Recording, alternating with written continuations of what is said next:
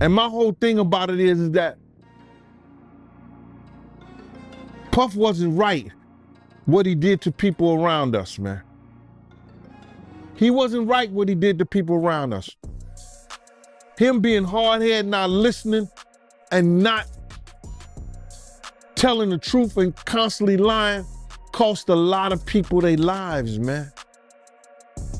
It cost a lot of people their lives. I want him to understand. When I told him, if we don't do something to these doors, people gonna die tonight. And forget, and I wanna say F what other people say, everybody know I told him that. Our whole crew know I told him that. From Slick to Nord, Bunny, Big Boy, Eddie, all the people that was with us that night know I told him that. 9 people end up dead.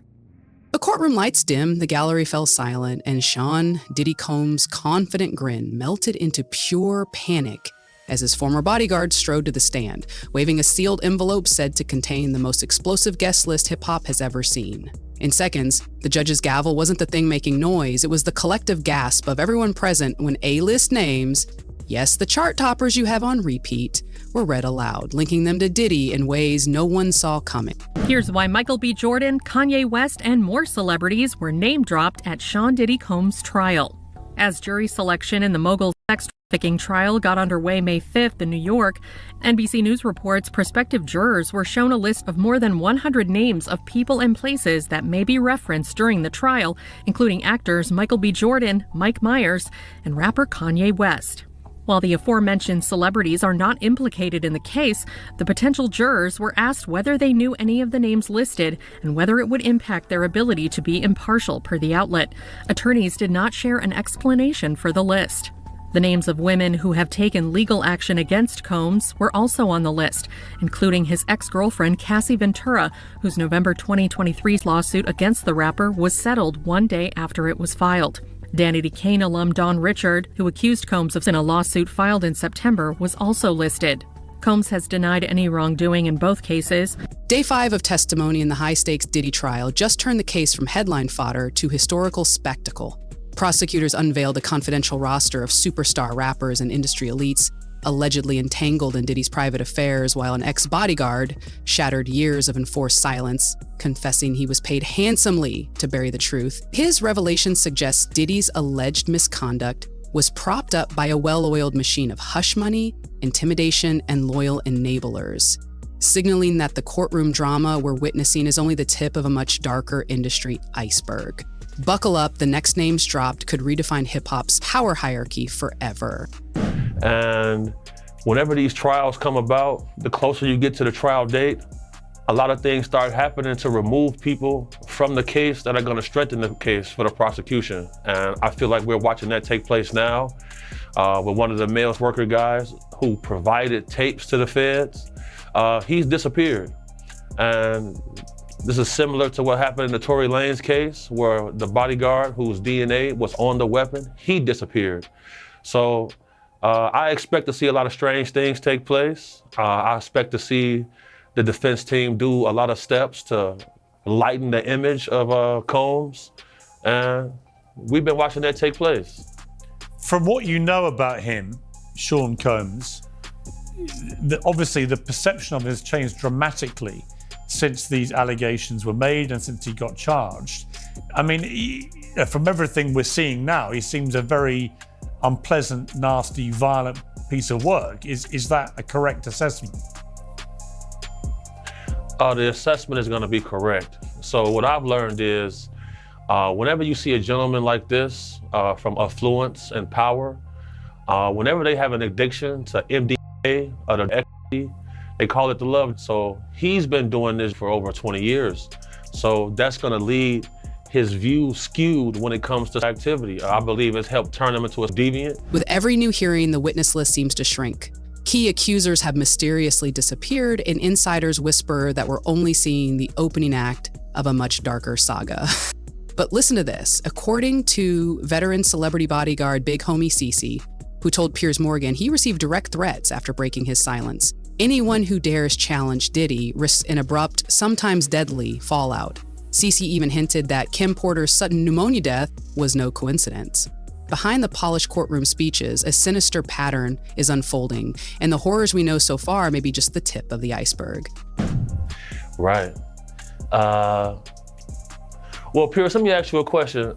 From your journalistic perspective, have you ever noticed how in this industry, people untimely meet their demise as soon as somebody else seems like they're having a problem? Have you ever seen that before? Well, there was, of course, the case of one of his other ex-girlfriends, Kim Porter, who died of pneumonia at a very young age. You just referenced your own situation with pneumonia that you believe was deliberate poisoning. Do you believe that may be what happened to her? Why are so many people coming down with pneumonia? Why is that happening to everybody? What is that about? Where have you ever seen this many cases of pneumonia associated with one situation? So, you know. There were rumors. I'm not saying. Well, I was going to mention on this that there have been rumors circulating online that Diddy may have poisoned Jamie Foxx, which caused his 2023 hospitalization. In his Netflix show, he compared Combs to the devil in revealing his near-death experience after a brain bleed and stroke. He said, I say this all the time, I saw the tunnel, I didn't see the light. It was hot in that tunnel. I thought, shit, have I gone to the wrong place? I looked up the end of a tunnel and I thought I saw the devil saying, come on, or was that Puffy? I'm effing around, but if that was Puffy, at a flaming bottle of Johnson. Justin Bieber has finally broken his month-long silence, and the timing couldn't feel more calculated. After nearly a year of radio silence, the pop star's team released a terse statement and quietly purged old photos of him partying with Diddy, insisting Justin had no prior knowledge of the mogul's alleged wrongdoing and wants nothing more to do with the situation. But that's not all. Bieber's camp made its move the exact same week prosecutors started name-dropping other A-listers in open court. Coincidence? Industry insiders say probably not. According to two veteran PR agents speaking off record, Justin's lawyers have been wargaming this response since last summer, waiting to see whether his name would surface before detonating a carefully crafted distancing strategy. What's more, a source close to the investigation claims Bieber's team has already turned over old emails and tour party guest lists, suggesting he may be cooperating to shield himself from future fallout. If true, that cooperation could grant him immunity while tightening the noose around Diddy's inner circle. So is this just smart damage control, or does Justin know something the rest of us don't? With the trial heating up and new subpoenas rumored to be on the way, don't be surprised if the next headline isn't about who's distancing themselves from Diddy, but who's prepared to testify against him. Justin Bieber breaking his silence on the ordeal after months of speculation over their one-time relationship. His rep telling ET, although Justin is not among Sean Combs' victims, there are individuals who were genuinely harmed by him. Shifting focus away from this reality detracts from the justice these victims rightfully deserve. Bieber's questionable connection to Diddy piquing interest online as the rap mogul's indictment for sex trafficking and racketeering charges, which he denies, made headlines. Old clips of the two hanging out while Justin was underage resurfacing. Let's just go get some girls. Let's go get some girls. Man after my heart, that's what I'm talking about. We hit him like this, so me and you walking, we hanging out, a little later on the night after the Usher concert. There's also this old Jimmy Kimmel Live segment, adding to fan fears about what might have gone down with Diddy. Got me a Lamborghini. Oh, well, that's nice. I haven't gotten it yet, though. When is that coming, that Lamborghini? We talked about this last He time. had the Lamborghini for a day or two, and he had access to the house, and he knows better than to be talking about the things that he does with Big Brother Puff on national television.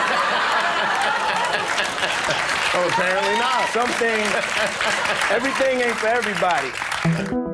This all comes as Bieber's followers are worried for him, the singer's erratic social media posts causing concern week after week, the Beliebers asking if what he's seen behind the scenes of the industry. Former Danity Kane member Dawn Richard, whose girl group was handpicked and managed by Diddy, took the stand this week and painted a chilling picture of life inside Bad Boy's inner circle. According to Richard, she saw Diddy's violent outbursts with her own eyes, describing incidents where studio sessions turned into intimidation chambers.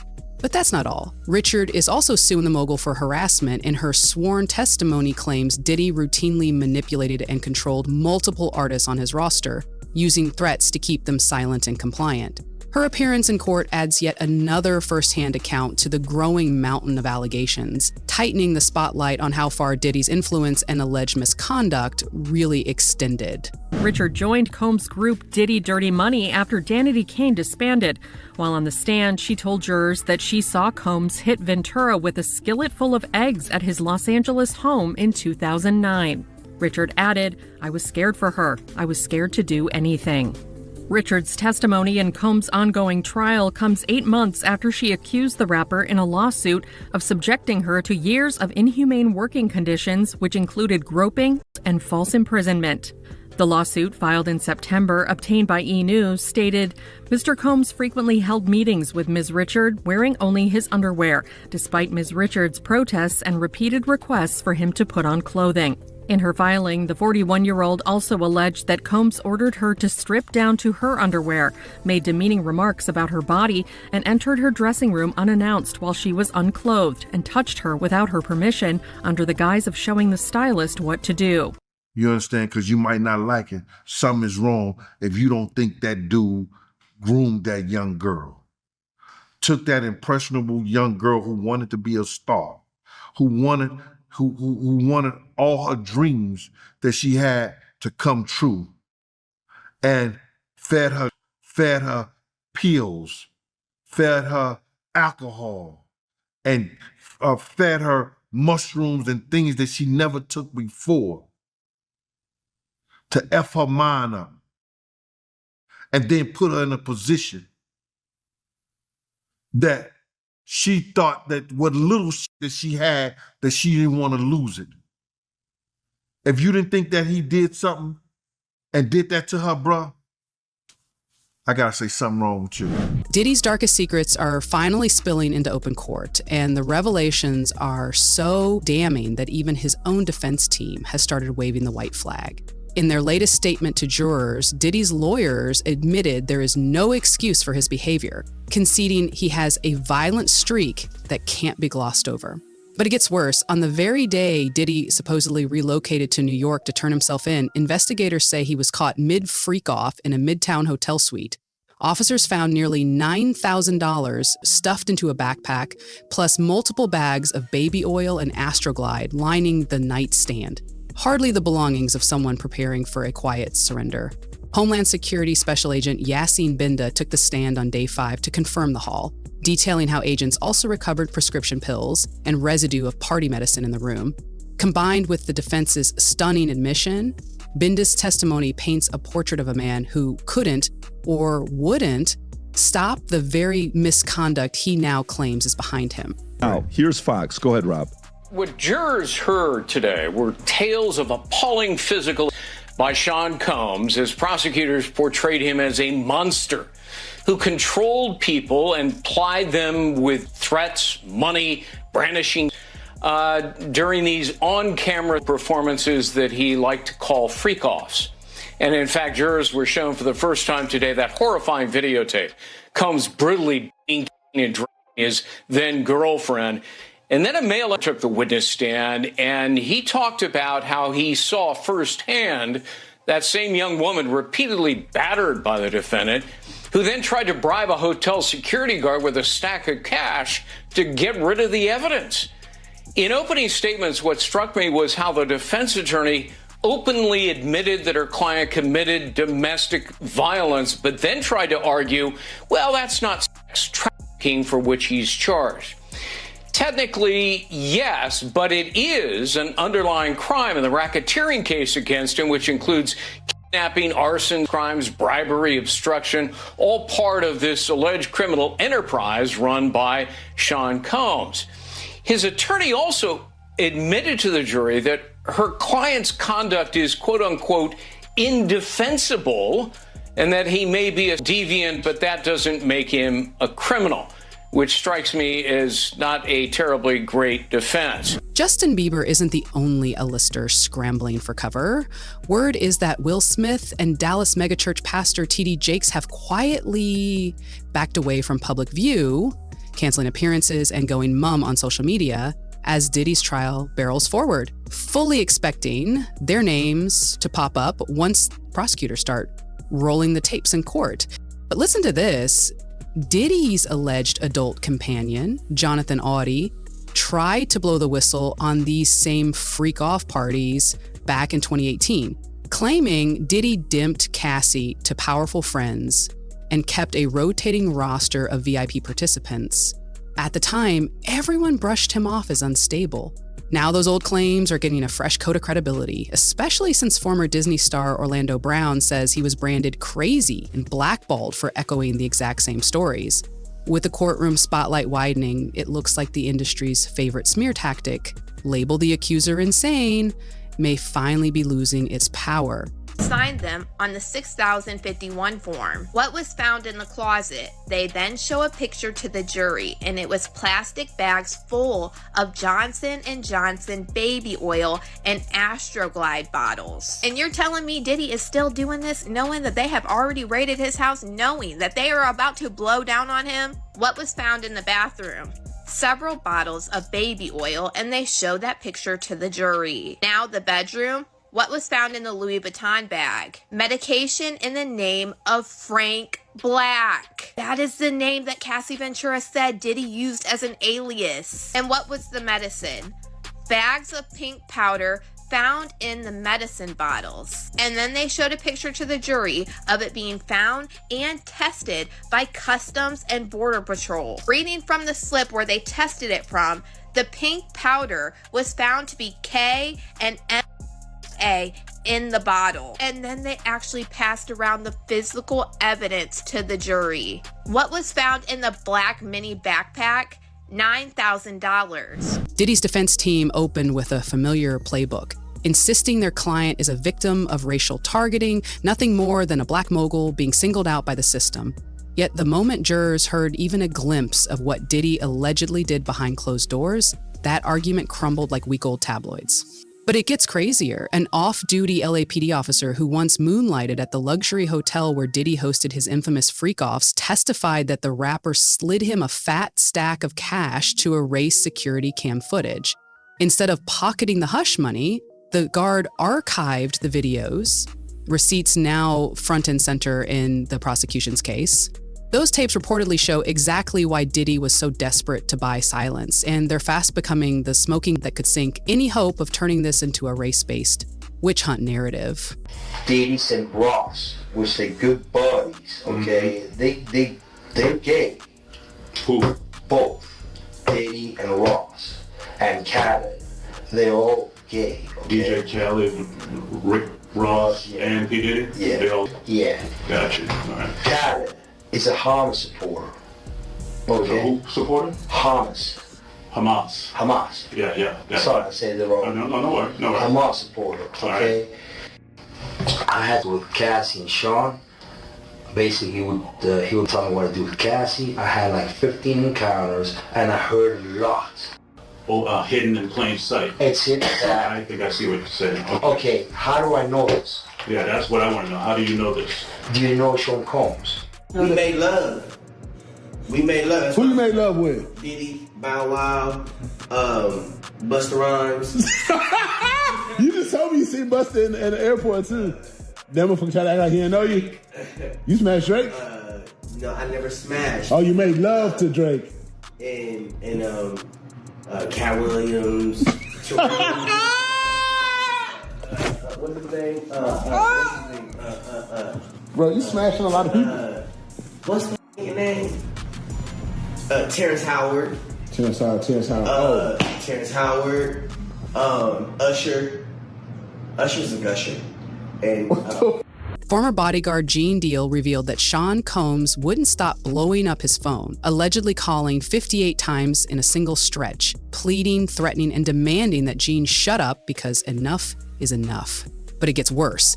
Diddy reportedly deployed an entire intel network to keep tabs on Deal. According to the ex-protector, chief of staff Christina Coram, and several in-house security guards funneled daily updates straight to the mogul, who then leveraged that information to intimidate, silence, or even make people disappear.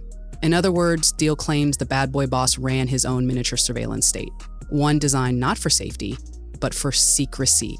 I came in this business saying I was going to expose. When I talked about Michael Jackson, when I talked about R. Kelly, they canceled me for these things because why would you talk about another black dude? Race is not where the line is drawn. It's God's side and the other side. And we don't care nothing about the other side. Period. All of these big dick deviants is all catching hell in 2024. It's up for all of them. It don't matter if you Diddy or whoever you is, TG Jakes, any of them. All lies will be exposed. That's all. And anyone who takes that the wrong way, know why they take it the wrong way. Good. I'm good. I'm fine. I'm good because I know the truth. TD Jakes, do not speak against. Just when the prosecution thought they had their lineup locked, a chilling twist hit the docket. 3 days before she was slated to testify, one of their star witnesses vanished without a trace. But that's not all. This woman had agreed to testify under her real name, fully aware that going on record could paint a target on her back. Now she's gone, and investigators admit they have no solid leads. Given Gene Deal's claims of covert surveillance teams and disappearing tactics, are we really supposed to chalk this up to coincidence? The timing is too perfect, the stakes too high, and the pattern of intimidation too well documented to ignore. Until she's found, every empty witness chair will stand as a silent reminder of just how far Diddy's alleged network may go to keep the truth buried. And my whole thing about it is that Puff wasn't right what he did to people around us, man. He wasn't right what he did to people around us.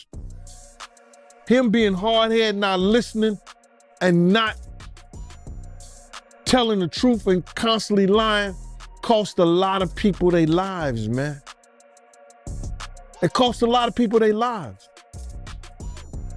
I want him to understand. When I told him, if we don't do something to these doors, people gonna die tonight.